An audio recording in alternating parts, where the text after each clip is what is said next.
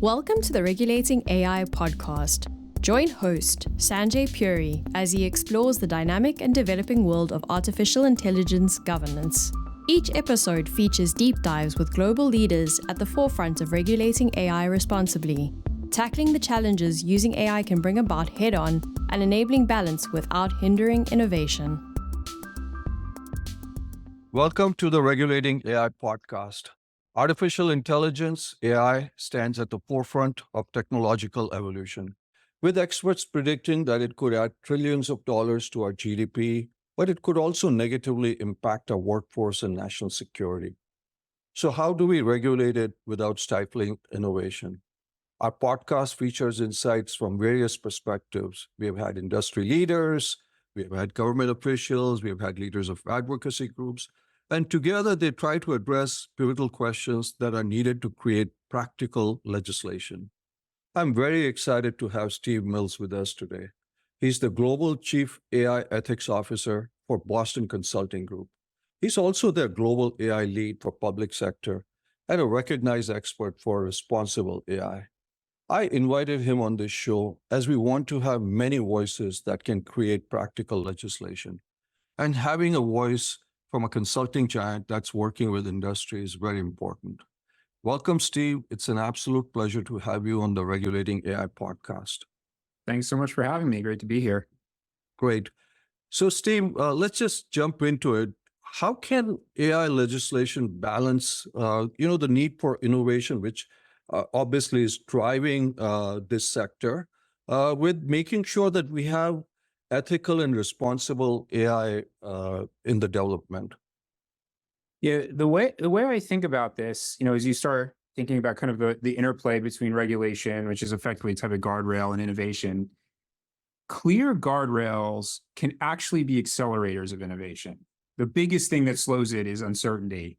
And so what's going on there? One of my colleagues used this great race car analogy, so bear with me for a second. But if you ask the public, why do race cars go so fast? They'll tell you the engine or the aerodynamics or whatever. If you ask the drivers, they will tell you it's because I have really good brakes that I trust. And so it's the same idea here. If you have teams and companies that understand guardrails, they can actually move really, really quick and innovate quickly, but they know when to stop, when to pause, when to ask questions, when to have deeper discussion. And we've seen this play out with AI. We did a survey with MIT, and we looked at companies that were at different levels of responsible AI maturity. And those with more mature programs actually reported significantly faster innovation than those without. And so this idea holds. So stepping back now. So what does that mean for policymakers? One, I would urge them taking a thoughtful approach to create requirements that are reasonable to implement. And so, consultation with industry is important, and we can talk more about that, but sort of being thoughtful in the approach they take so that it's something that industry can actually implement. But then quickly set clear standards and guidelines for how to meet those requirements. Because that's actually, in my mind, the biggest risk and to innovation is we have regulation, but nobody knows how to meet it or how regulators will hold people accountable to it. I don't think it's regulation in and of itself that will be a problem. I really do think it's the uncertainty around regulation that creates the problem. Well, you said a bunch of things in there that I want to follow up, but you made a great analogy. And obviously, there are a lot of copyright issues being floated around with AI. So I want to be careful. If I used your analogy, I hope you're not going to be too upset because I love race cars myself. So anyway, great analogy. But Steve, you talked about uncertainty being the brake, so to speak. Now, we are in an election cycle. I've talked to many, many members of Congress and Senate, et cetera, and they tell me comprehensive legislation is not possible this year. You have, on the other hand, the EU AI Act, which will hopefully going to play next year. How is industry reacting to something like this? I mean, you have in some shape or form a little bit of a vantage point, or you talk to your friends and others across the board. What is the dynamic going on there? Oh, I mean, I think every industry, every company is watching this closely. I think really everyone is fully expecting the AI Act to come into law and is really preparing for that. whether the US gets the comprehensive legislation or not, I think what we have seen in the US is regulators applying existing regulation to AI. So regardless of whether there's, comprehensive or not, we're seeing things like FDA applying, medical device rule AI and, fair housing laws and equal employment laws, all these things being applied to AI. So, we kind of think about it as like AI regulation isn't here yet. What it actually is, particularly in regulated industries. But again, even in those places, there is still some uncertainty that folks are grappling with because they don't quite know, like, how do I ensure that I can demonstrate, I'm meeting all the requirements of fair housing laws? And certainly there's law firms helping companies with this already. But I think there is a lot of that uncertainty on play, whether we have like single comprehensive AI specific regulation or not. Mhm.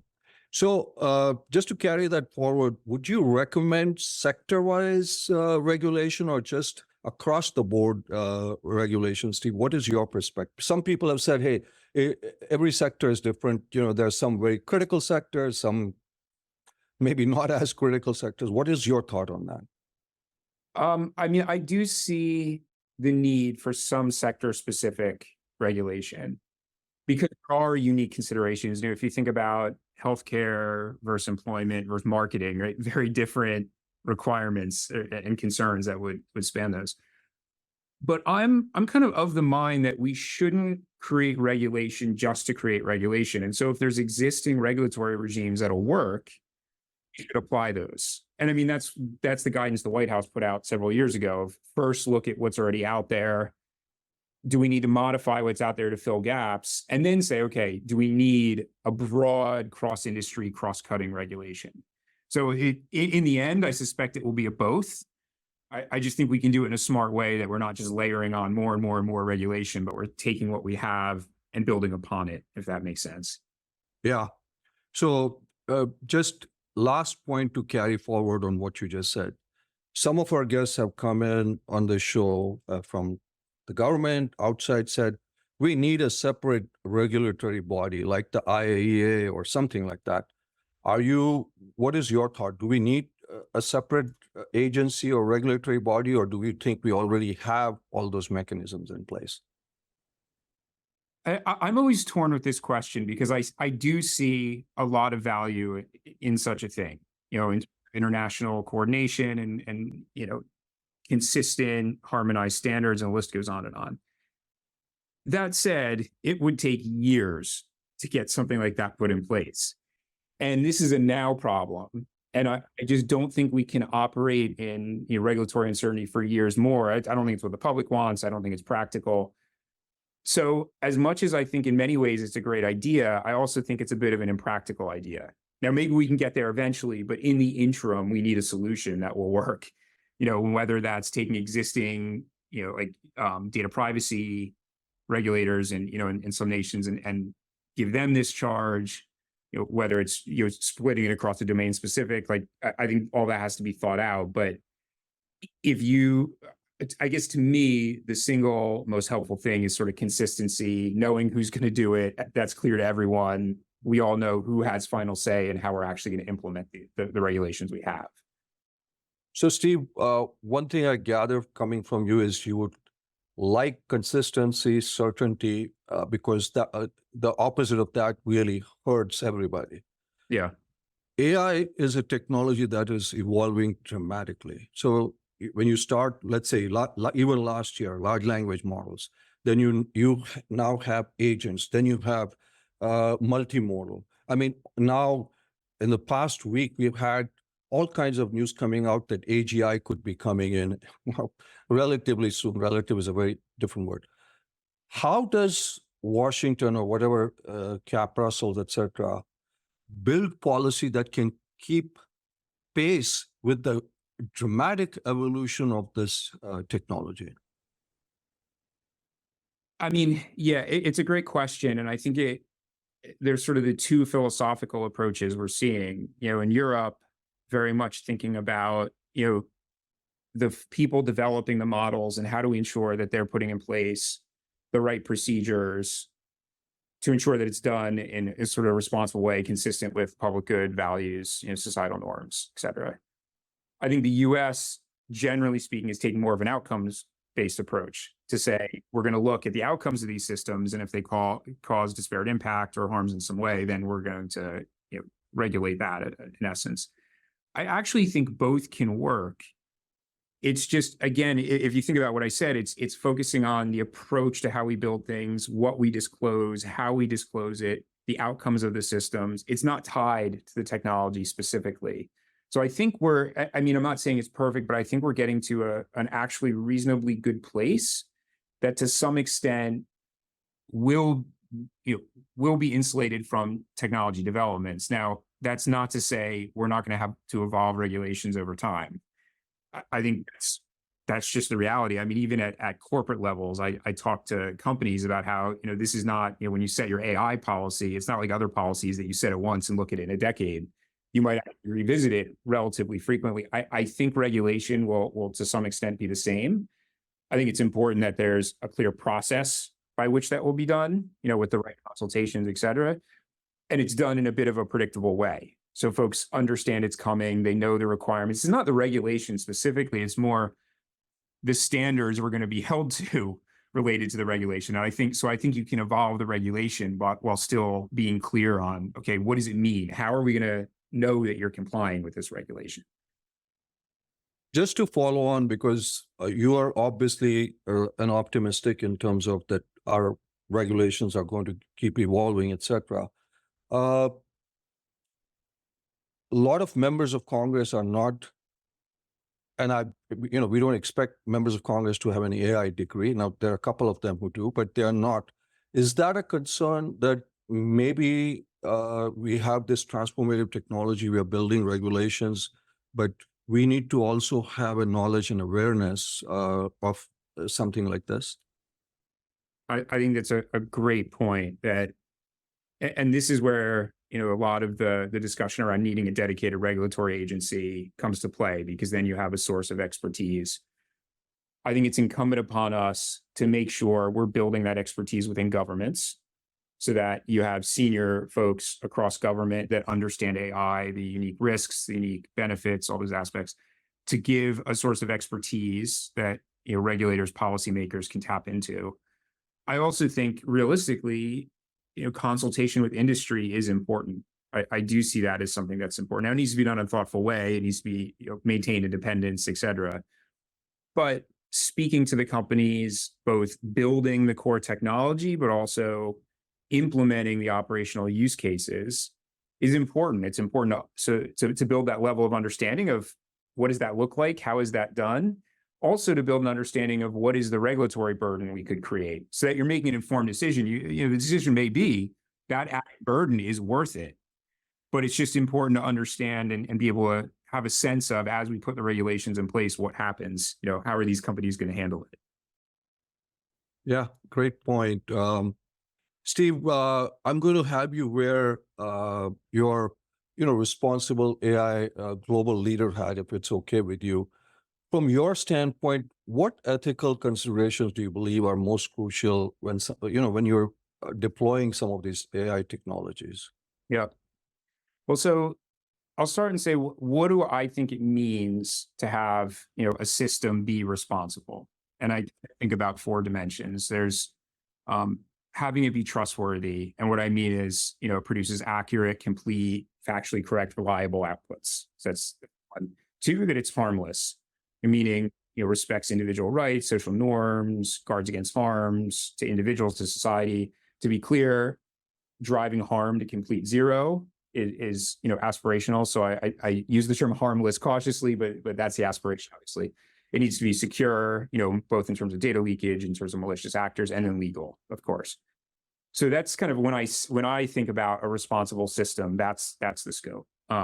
As I sort of alluded to, it's not possible to drive risk completely to zero.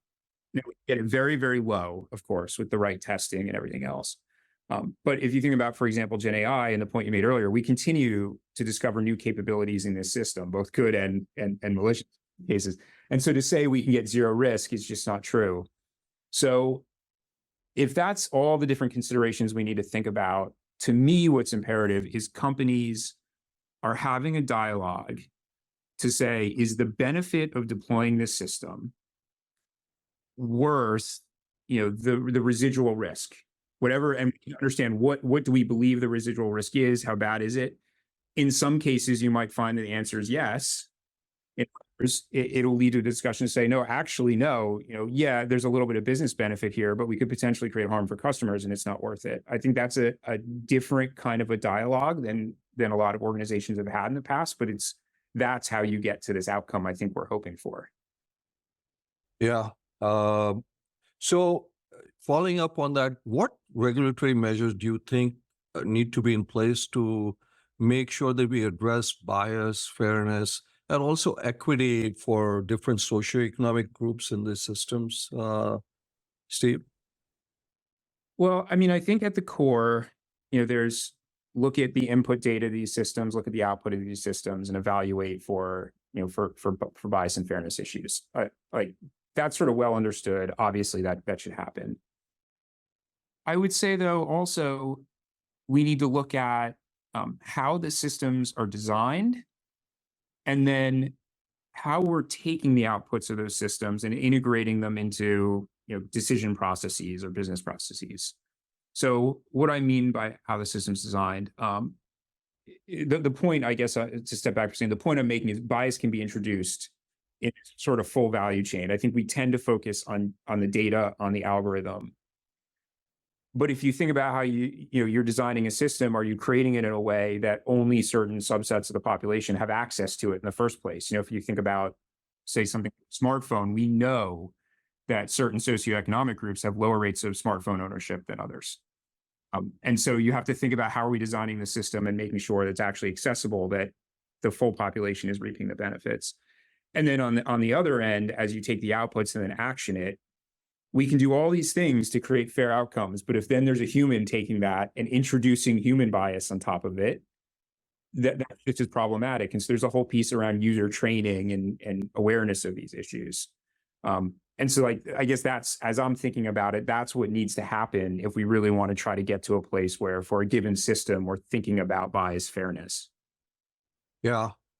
So, Steve, about a week or maybe 10 days ago, IMF released a study that got a lot of play, which I don't know if you're familiar with. They talked about the impact on workforce with AI, and it varies from industrial countries to maybe less industrial countries. And there's talks that in the United States, 60% of the workforce could be impacted.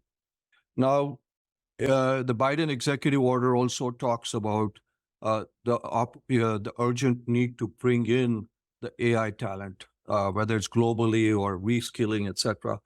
So workforce is a big issue. A lot of conversation has happened. And when you do polling for people, that's a big concern among the people. What are your thoughts, and what can regulators do, whether it's reskilling, getting the best talent? Because, hey, other countries are also not sitting behind, whether it's France, which has now got its open source, systems. You've got Germany, obviously there's China. So talk a little bit about workforce, and, if members of Congress are listening, what can they do for this?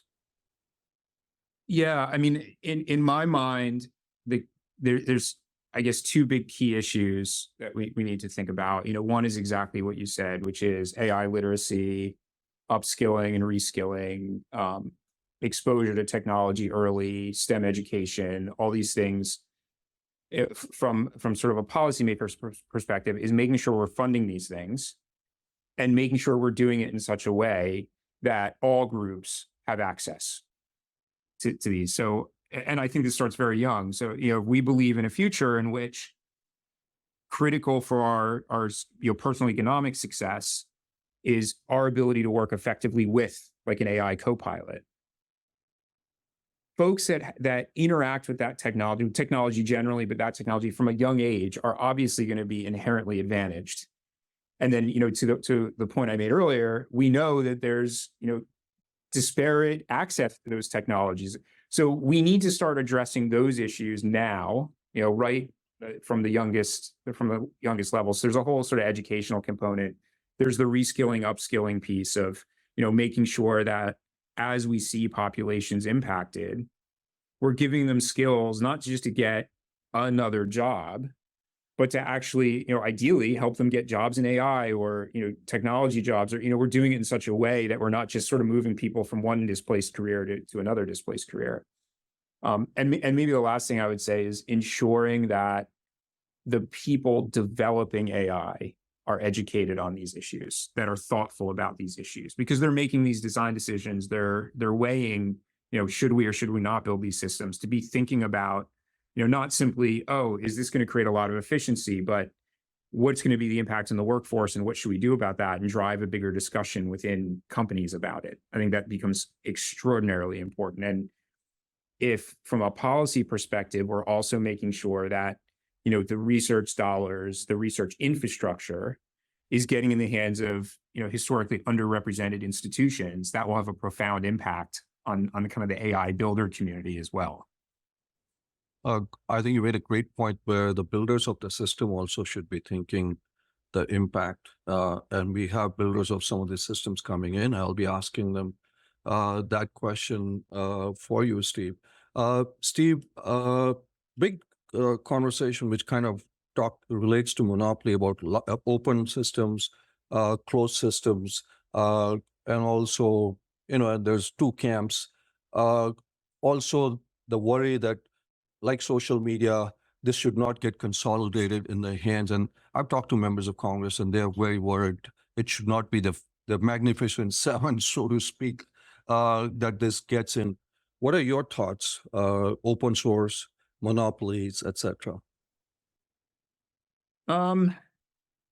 Yeah, it's sort of a tough question. I mean, there's a bunch of organizations obviously have the resources, the expertise to build these systems.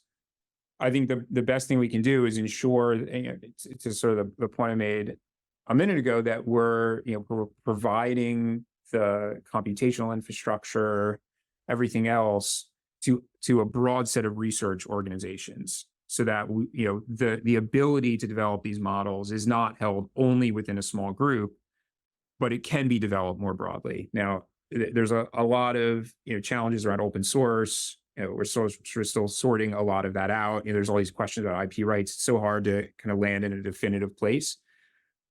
But I do not see it as a bad thing if we take policy steps to ensure that additional research institutions have access, to the computational infrastructure. We think about, as a nation, how do we generate data sets to train these systems, in a scalable way. There's so much we can do, as opposed to saying like these folks shouldn't develop it or it all has to be open source, but to say let's create a full ecosystem that sort of involves everybody. Yeah, because building this large language model is very expensive. I was looking at this chart. Meta has got $20 billion worth of NVIDIA hardware. Not too many startups, unless you're a Mistral or others, can do that. And I think that's the point that you're making. Steve, should companies have a legal duty to disclose when AI is being used by them? Yeah, my view is that companies have a duty to disclose within reason. And that sounds like I'm talking out of both sides of my mouth. So let me explain. I mean, as use of AI, particularly Gen AI, becomes more and more prevalent and kind of normalized, I don't know that we need to disclose every little situation. Do we need, if you see an ad on TV now, I frankly just assume Gen AI is somehow involved in the creative behind that ad. I don't think we need to disclose that. But when AI is used for decision making, when it's, say, underlying a chatbot that customers are interacting with, any direct interaction or decisioning involving people, I think, yes, companies should absolutely disclose. And frankly, they shouldn't need to be compelled by regulation to do that. Transparency and customer trust really go hand in hand. And so being proactive can do a lot to build customer trust. And I referenced the survey we had done with MIT. This is one of the things we looked at. And what we found is those folks with strong responsible AI programs reported better long-term profitability, better customer retention, all these benefits that tie back to this point. So my point to companies is always, be motivated because obviously it's the right thing to do, there's clear business benefits. I mean, regulation should just be secondary. I mean, from my view, it's just, you should be doing it because it's a benefit to you to do it. Yeah, it is a big benefit. I agree. Steve, final question. Our podcast is watched by members of Congress, their staff, think tanks, etc. What is the most important message or advice that you would like to convey to policymakers, think tanks, as they navigate the complex landscape of AI regulation? Yeah. I guess my advice would be quick but thoughtful, which sounds, that's I know. And, quick you know, but thoughtful. and to the thoughtful piece, I think it's engage, you know, all of industry, you know, and when I say all of industry, what I mean is don't just go out and talk to the kind of 1% of companies that are AI first, but also talk to the 99% of other companies that are actually the ones building, deploying operational use cases, you know, and understand their challenges, the risks they're thinking about, what the regulatory burden could be for them. So kind of engage the community, and of course, you know, academia, other government agencies as well, you know, but engage broadly to be thoughtful in the approach. But then once you kind of have your handle on around that, move as quickly as possible to get the regulations you want in place and to create the standards around those regulations. And it goes kind of back to my first point around the uncertainty being a challenge. So, you know, we obviously want good regulation that meets the goals that regulators have, but then once you make the decision, try to move quick and give us standards that we can do the right thing. We know we're going to adhere to the rule of the regulation you set forth. Great points. But Steve, in Washington, we don't do quick, but anyway, that's a whole separate issue. But Steve, thank you so much. So wonderful insight. Thanks for taking the time. Really, really valuable, and it'll get fed out to our members. So thank you for being with us. Thanks so much for having me. It was great. Thanks for tuning in to the Regulating AI Innovate Responsibly podcast. You'll find links in the show notes to any resources mentioned on the show. If you're enjoying our podcast, please subscribe so you'll never miss an episode and leave us a 5-star review.